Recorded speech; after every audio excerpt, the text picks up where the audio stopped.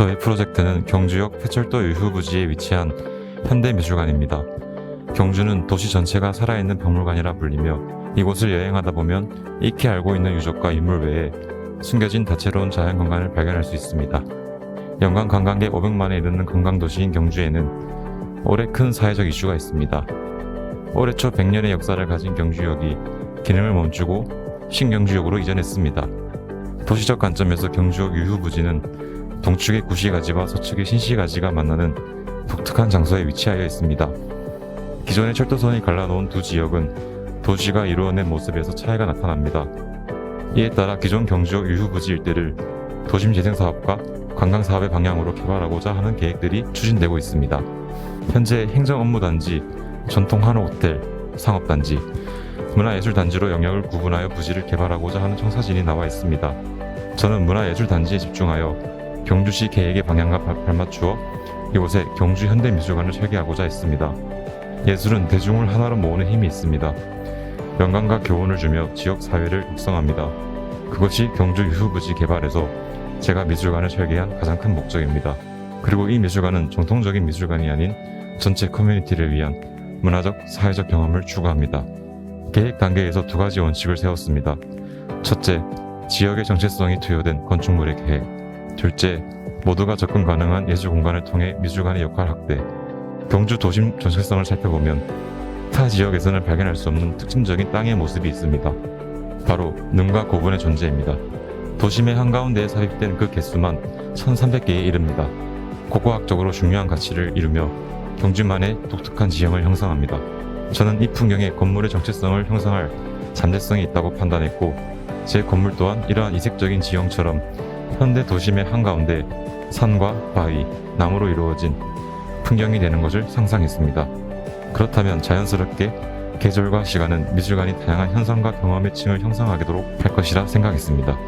본 건물에서 나타나는 거대한 지붕에 오르는 야외 공간은 미술관의 중요한 개념입니다. 이곳에서 활기차고 상호 교류가 가능한 공간을 형성하고자 했습니다. 이 거대한 지붕에는 레스토랑, 스토어, 전시 등의 프로그램 등이 수요되며 건물 내부로 미술관 또는 교육공간으로의 진입 동선을 제공합니다. 모든 방문자가 독특한 문화적 경험을 가질 수 있도록 디자인하였습니다. 예술가와 방문객 간의 대화의 장이 만들어지기도 할 것입니다.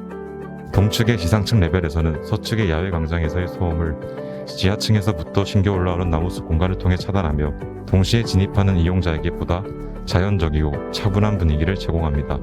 서측의 지상층 레벨에서는 보행로에서 지나가며 자연스럽게 작품 감상이 가능하도록 하여 일상적으로 미술관을 경험하게 하였습니다.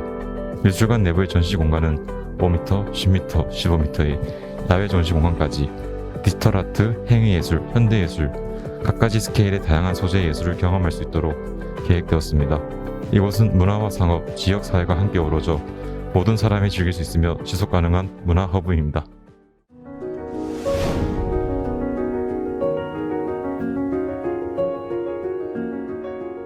안녕하십니까. 저는 계명대학교 건축학과 변채원입니다. 제 프로젝트는 현재 개성중학교가 위치한 곳에 그린 스마트 스쿨의 개념을 도입한 학교를 설계하는 것입니다.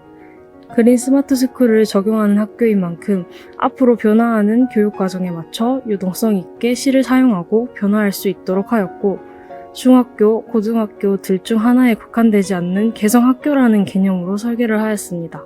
이 그린 스마트 스쿨의 핵심 요소에는 공간혁신, 그린 학교, 스마트 교실, 학교 복합화의 4가지 요소가 있습니다. 하지만 개성학교라는 기존 학교의 정신을 따르는 만큼 앞에 4가지 요소들의 기존 학교의 역사성을 담았고, 지역의 니즈를 파악하여 중구만의 그린 스마트 미래학교를 만들고자 하였습니다. 본 건물을 설계하기 전 사이트인 개성중학교 부지는 기존의 개성고등학교가 있던 곳과 문화재 건물들이 함께 위치하고 있기에 이들을 고려한 설계가 필요했고, 이를 포함하여 공유 영역과 학교의 영역으로 나누어 가장 적합한 공간 배치를 찾고자 하였습니다. 메스의 발전은 가장 적합하다고 여겨지는 공간 구성에서 대지의 축과 기존 문화재 건물의 축을 따라 큰 덩어리를 만들고, 클러스터형 배치를 기반으로 사람들의 동선, 문화재 건물과의 높이 등을 고려하여 덜어내며 만들어졌습니다. 중구에는 고령 인구가 많은 것에 비해 녹지가 부족하다는 문제점이 있었으며, 기존 개선중학교에서는 학교 숲 조성에 관한 프로젝트를 하고 있었습니다.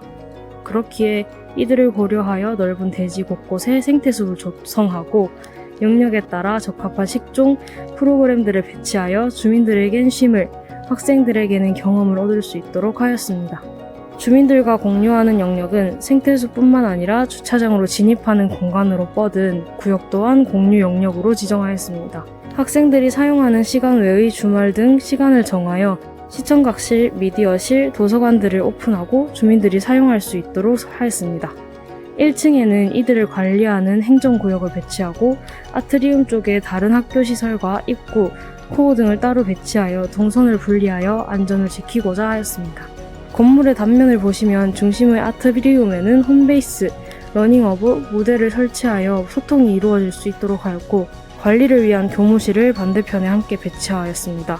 또한 이 공간을 통하여 학교의 뜨거운 공기를 밖으로 빼내고 순환이 일어날 수 있도록 천창을 설치하여 남쪽으로는 태양광 발전판을 설치하고 에너지를 절약하고자 하였습니다.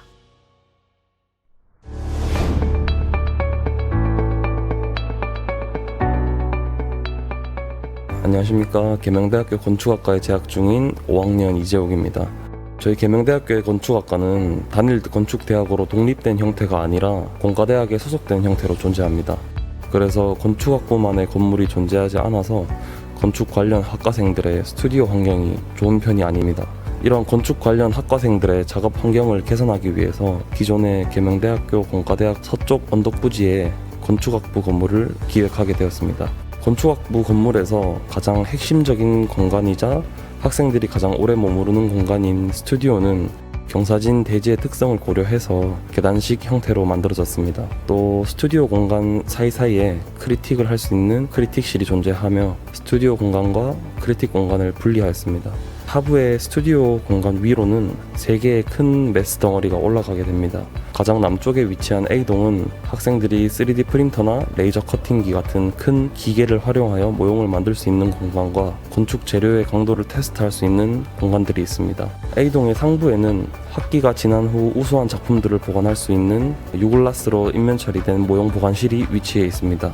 그리고 건물의 중앙부에 공과대학 쪽으로 돌출된 형태로 위치해 있는 B동은 건축학부 학생뿐만이 아니라 공과대학 학생들 또한 사용할 수 있는 편의점, 식당, 시청각실, 행정실, 프린터실 등으로 구성되어 있습니다. 가장 상부에 있는 C동은 건축학부 학생들이 이론 수업을 들을 수 있는 강의실과 교수 연구실로 구성되어 있습니다. 북쪽에 있는 동그란 형태의 메스는 공과대학 도서관입니다. 공과대학 도서관을 만든 이유는 2가지가 있는데, 첫 번째로 계명대학교에 있는 기존의 동산도서관은 계명대학교 전체 학생을 위한 도서관이지만 공과대학과는 사이에 산을 끼고 존재해서 이용하기에 큰 불편함이 있기 때문입니다. 2번째 이유는 공과대학에는 시험기간 학생들이 늦은 시간까지 자습할 수 있는 열람실이 거의 없다시피 하기 때문입니다. 마지막으로 공과대학 중앙에 위치한 기존의 공원을 확장하는 개념으로 공과대학 초입부에 새로운 공원을 형성했습니다. 기존의 공원은 공과대학으로 진입하면서 육안으로 식별되지 않는 위치상의 문제와 채광이 안 된다는 문제점으로 인해서 대다수의 학생들이 사용하지 않습니다. 이러한 이용률의 문제를 해결함과 동시에 또 공과대학에 활력을 불어넣어 줄 수 있는 제2의 공과대 맞이 정원을 계획했습니다. 감사합니다.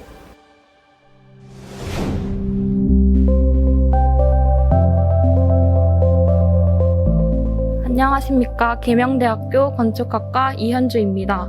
제 프로젝트는 다프 뮤지엄으로 대구 공예 가구 박물관입니다. 이번 프로젝트는 공예 가구의 과거와 현재, 미래를 연결하고 모든 시대와 분야를 아우름으로써 공예 가구가 지닌 문화, 기술, 예술 등의 가치를 공유하고자 합니다.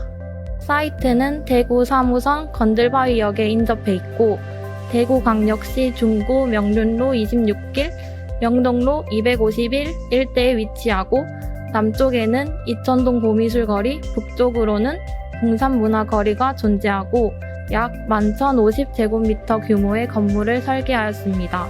또한 대지 내의 등고차는 동서 9m, 남북 10m로 최고 등고는 15m로서 동쪽에는 건들바위가 존재하고 있습니다.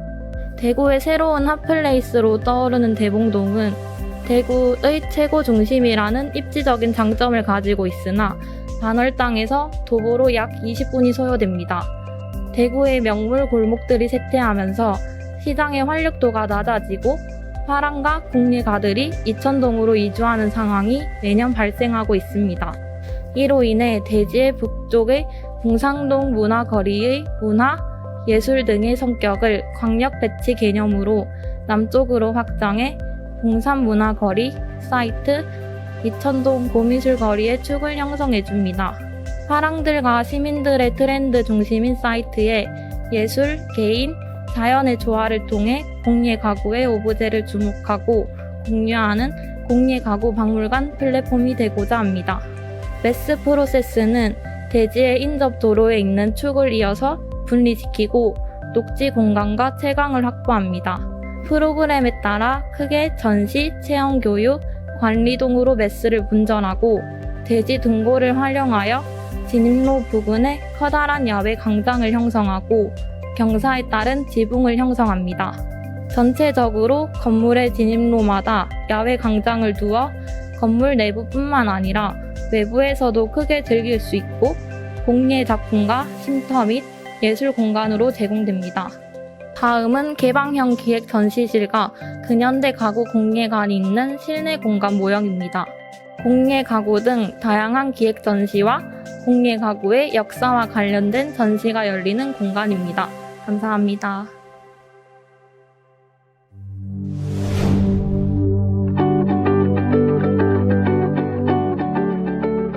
안녕하십니까. 건축학 전공 황덕근입니다.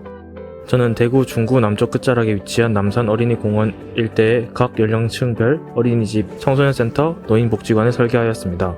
현재 남산 어린이공원은 주변으로 대규모 주거단지가 조성됨에 따라 많은 인구가 유입되어 공원이 수용할 수 있는 인구를 초과하여 공원의 역할을 충분히 수행하기 어려운 상황이라고 생각했습니다.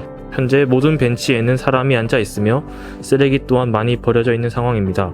따라서 저는 공원 주위로 연령층별 복지시설을 설치하여 공원의 범위를 확장하고 공원의 수용 가능 인구를 증가시키며 프로그램을 다양화하여 공원의 기능을 늘리고자 하였습니다.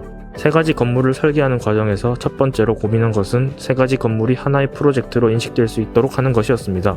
이를 위해 대지의 형상에 곡선이 많고 특이한 점을 활용하여 최대의 볼륨에서 법적 근거에 맞추어 볼륨을 빼는 방식을 사용하였습니다. 볼륨을 뺄 때 원을 사용하여 세 개의 건축물 내부에서 통일성을 가지도록 하였습니다. 또한 인면 디자인에 있어 통일성을 강조하기 위해 모더니즘의 건축물을 사례들을 참고하여 진행하였습니다. 어린이집은 보호할 수 있는 공간이 중요하기 때문에 중정형으로 계획하였습니다. 중정형은 아이들에게 실외 놀이 공간으로 활용됩니다. 또한 서쪽의 다리는 중정으로 인해 떨어진 두 메스를 이어주는 역할을 하고 또한 유리로 구성되어 개방감을 전달하는 요소로 사용됩니다. 청소년 체육시설은 인면부에 경사로를 설치하고 이를 창을 통해 보여주며 디자인적인 요소로 활용하였습니다. 그리고 인면의 창을 통한 일사를 막기 위해 루버를 설치하고 실내 정원의 천장에도 보아, 기둥, 격자 그리드를 두껍고 높게 설치하여 일사를 조절하는 구조를 만들었습니다. 또한 옥상 정원에는 원형 계단을 두어 조형적인 부분을 구성하였습니다. 그리고 메스를 제거하는 과정에서 사각형의 메스 속 원형 공간을 만들고 이 공간에 다리를 설치하여 기능적인 형태를 구성하였습니다. 노인복지시설은 동서로 길게 뻗어 서쪽으로 갈수록 높아지는 특성을 활용하여 메스별로 1m의 고주차를 두고 경사를 따라 메스가 상승하는 형태를 띠고 있으며 메스와 메스 사이에 코어를 배치하였습니다. 또한 대지의 동쪽 진입로에 위치한 건물이기 때문에 열줄을 활용하여 대지 내로 진입을 유도하는 것을 의도하였고 노인복지관의 특성에 맞게 노인복지관이 위치한 메스에는 BF 기준에 맞는 경사로를 설치하였습니다. 경사로는 열줄을 끼고 오르게 되며 인면에서 장식적인 요소로 느껴지도록 구성하였습니다.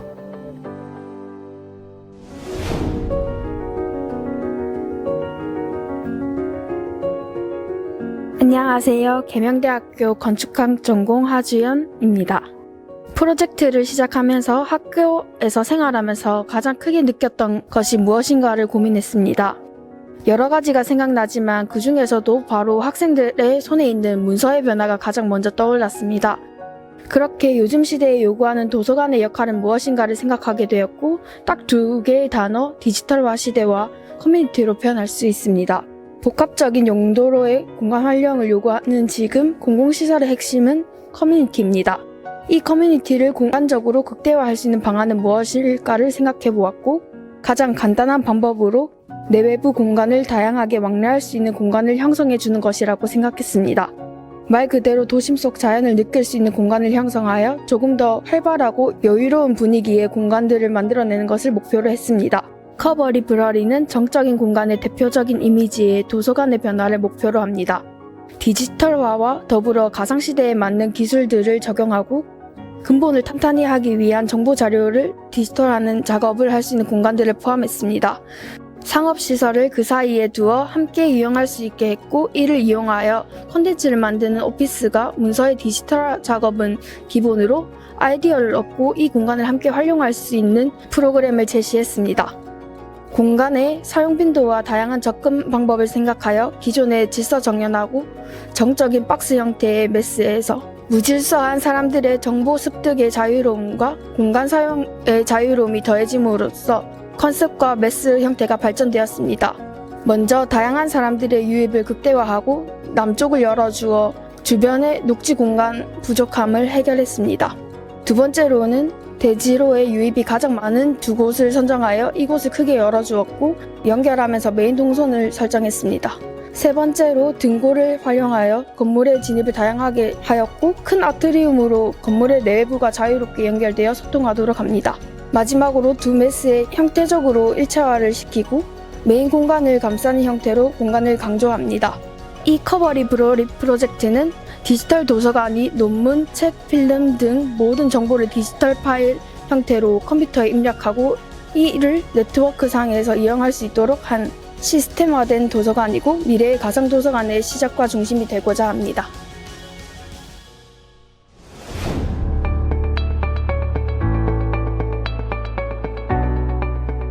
동구 지역은 대구가 보유한 자치구 중에서 낙후된 지역 중 한 곳으로 분류됩니다.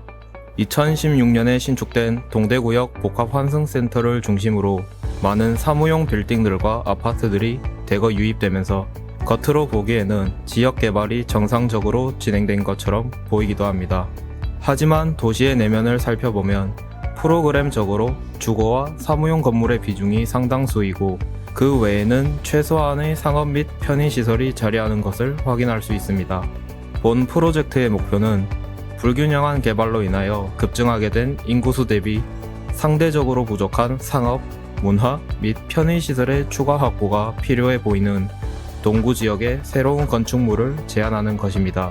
새로운 건축물의 궁극적 의도는 앞서 언급한 문제점들을 해소하면서도 부가적으로 지역 시민들의 삶의 질을 높일 수 있는 문화적 공간을 구성하는 것이었습니다. 이를 위하여 복합적인 프로그램을 구성할 수 있는 얼번 라이브러리를 주요 프로그램으로 설정하였고 도서관과 상호작용이 가능한 산업 및 공유시설을 계획하여 지역 중심의 커뮤니티 시설로 자리매김할 수 있도록 고안하였습니다. 새롭게 탄생할 얼번 라이브러리의 주요 개념은 북케이스입니다. 디자인 전반에 사용된 수직선들의 나열은 북케이스의 개념의 정당성을 증명하기 위해 두 가지 목표를 해소합니다. 첫 번째 디자인적 목표는 건물 자체가 도서관의 북케이스를 상징적으로 시각화하는 것입니다. 두 번째 기능적 목표로는 도서관으로 향하는 직사광선을 막고 은은한 방사광을 도서관 내부로 유입하는 것입니다. 직사광선에 취약한 책들을 보존하기 위해 선택한 수단이 디자인의 주요 개념의 일부가 되었습니다. 반대로 로비의 남측 전면에 계획한 커튼월에는 장대한 멀리원을 적용하여 공유 공간에 개방감을 부여함으로써 인조 조명의 사용을 줄이고 외부의 자연 요소들과 시각적으로 이어질 수 있도록 계획하였습니다. 우리들의 삶은 책장 속 수많은 책과 닮았습니다. 같은 사회에 묶여있는 인간이지만 서로가 살아온 길이와 이야기, 성격 등 어느 것 중 하나도 같은 것이 없습니다. 책들 또한 책장 속에 정리되어 있지만 내용과 색깔이 모두 다릅니다. 그래서 우리는 책과 사람을 통해서 다양한 지식과 경험을 얻을 수 있습니다. 이러한 점에서 책장의 개념을 통하여 디자인된 얼번 라이브러리는 책과 사람을 긴밀하게 엮어주는 매개체로서 기능하고 소통과 교류를 통하여 개인의 삶을 개발할 수 있도록 도와줍니다.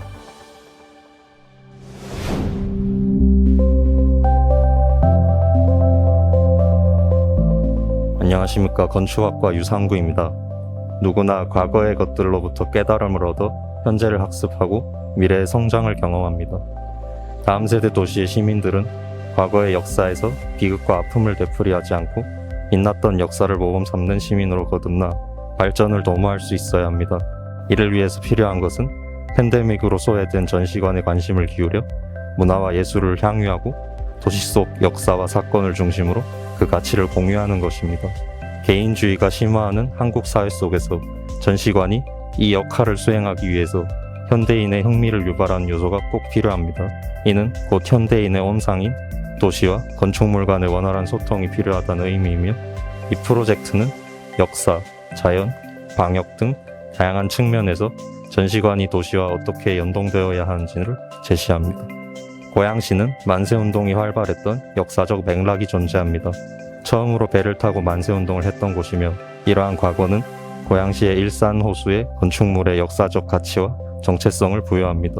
또한 이곳은 시민들이 다양한 이유로 이동하는 일상 속 교차로로 이용되며, 하나의 이유로 모여 제자리에서 태극기를 흔들며 만세를 외쳤던 과거와 대응되는 장소입니다. 펄럭이는 태극기를 바닥에 펼쳐 보이면 사각형 면이 됩니다. 이러한 성질에 빗대어 사각형 면을 왜곡시켜 인면이 형성되도록 그래스호프 알고리즘을 구성했습니다. 이때 변형된 벽체마다 호의 반경과 굽어지는 방향을 다르게 하고 서로 중첩되지 않도록 수치를 정밀하게 부여합니다. 다수의 벽체가 이루는 모습은 태극기의 물결, 만세운동의 열기, 사람들의 함성, 마음의 울림 등 의미가 다양하게 내포되어 있습니다. 탑골공원에서 시작된 3.1운동은 고양시의 벽제, 신도, 대화, 행주까지 전개되었습니다. 일제 경찰의 추격을 피해 나루토와 배에서 행해진 만세운동은 고양시가 가진 고유의 기억입니다. 이를 반영하여 기념관의 추모공원은 호수와 접하고 있습니다. 태극기를 묘사한 외피를 추모공원 위에서 호수와 함께 바라보는 것으로 고양시 주민들은 도시의 과거를 간접적으로 경험할 수 있습니다. 프로젝트의 핵심 공간인 3.1운동 기념관은 건축물의 중심에 위치하며 견고한 석재 공간을 유리 외피가 감싸고 있습니다. 석재는 보존되어야 할 기억을 의미하고, 유리는 사방의 태극기 인면을 반사하여 담아내는 것으로 3.1운동의 정신인 단결을 나타냅니다.